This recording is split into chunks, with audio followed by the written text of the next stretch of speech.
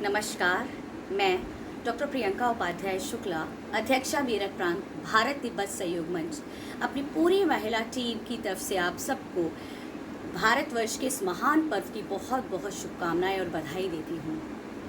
आज हम बात कर रहे हैं कि हमारी नज़रों में स्वतंत्रता क्या है।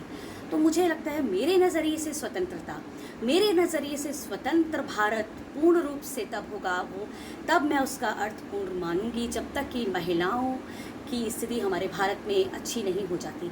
जिस तरीके से महिलाओं की भारत में स्थिति है, मुझे नहीं लगता कि ये स्वतंत्र भारत का एक प्रतीकात्मक उद्देश्य हम पूरा कर रहे हैं। तो मेरी नज़र से महिलाओं की सुरक्षा, जब तक कि महिलाएं प्रताड़ित हो रही हैं, जब तक कि महिलाएं अशिक्षित हैं, जब तक कि महिलाओं की असुरक्षा है, मेरी नज़र में भारत की स्वतंत्रता का कोई मायने नहीं है।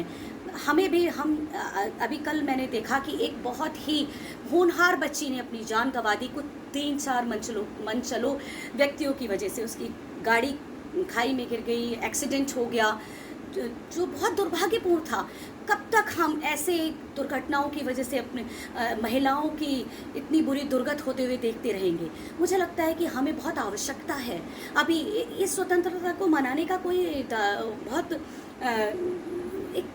वो नहीं है कि आप बहुत खुश हों कि हम बहुत स्वतंत्र हो गए। अंग्रेज़ तो चले गए, लेकिन जो अंदर जो बैठे हैं दानव, उनसे कैसे सुरक्षित हों ये महिलाएं? छोटी छोटी बच्चियों की ज़िंदगी का सब के लिए तरसते रहते हैं कि हाँ, इनको बाहर ना भेजें। उनकी सुरक्षा के लिए तरसती रहती हैं माएँ, उनकी निगाह लगाती रहती हैं कि कितनी देर हुई मेरी बेटी घर वापस नहीं आई, कहीं कुछ हो तो नहीं गया। निर्भया जैसे कांड जब तक बंद नहीं होते इस देश में, तब तक एक विश्व गुरु बन के भारत कभी सामने नहीं आएगा। और मुझे ऐसा लगता है कि एक अर्थहीन है ये जो हम जिस स्वतंत्रता को मना रहे हैं।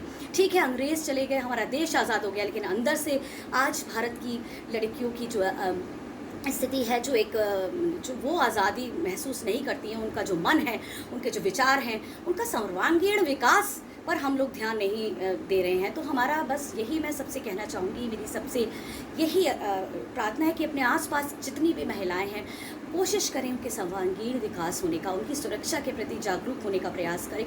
इसके लिए एक अभियान चलाया जाए। जब तक देश में हर एक महिला सुरक्षित होकर नहीं घूमने लगे, तब तक ये मत समझना कि ये भारत स्वतंत्र हो गया है।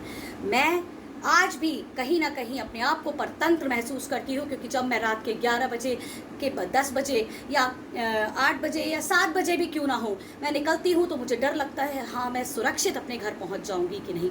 तो ये जिस दिन हमारे मन से महिलाओं के, चाहे वो बच्चियाँ हों, चाहे वो वृद्ध महिला हो, हर किसी के मन से ये भय निकल जाएगा, हमारे घर के ही भाई हमारी रक्षा के लिए तत्पर हो जाएंगे, तो ये समझ लीजिएगा कि भारत की स्वतंत्रता आ गई है। स्वतंत्र भारत हमारा सामने परचम लहराता हुआ विश्व गुरु के रूप में सबके सामने आएगा। इसी के साथ मैं अपने शब्दों को विराम देती हूँ और सबसे आग्रह करूँगी कि इस विषय को ज़रूर ध्यान में रख करके इस स्त्रियों की सुरक्षा के विषय में ज़रूर ध्यान दें।